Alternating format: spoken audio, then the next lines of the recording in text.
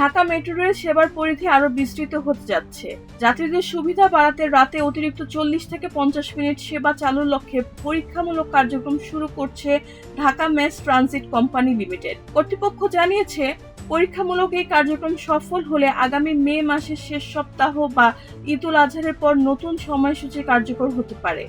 একই সঙ্গে ট্রেন চলাচলে মধ্যবর্তী বিরতি আধা মিনিট কমানোর পরিকল্পনাও রয়েছে।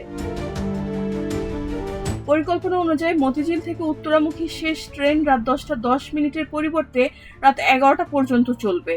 উত্তরা থেকে মতিঝিলমুখী শেষ ট্রেন রাত 9:30টার বদলে রাত 10টা 10 মিনিটে ছাড়তে পারে। বর্তমানে 24টি ট্রেন সেটের মধ্যে 12টি পিক আওয়ারে চলাচল করে। সময় বাড়লে 14টি সেট প্রয়োজন হবে বলে জানানো হয়েছে, তবে জনবল সংকটের কারণে ধাপে ধাপে সম্প্রসারণ করা হচ্ছে।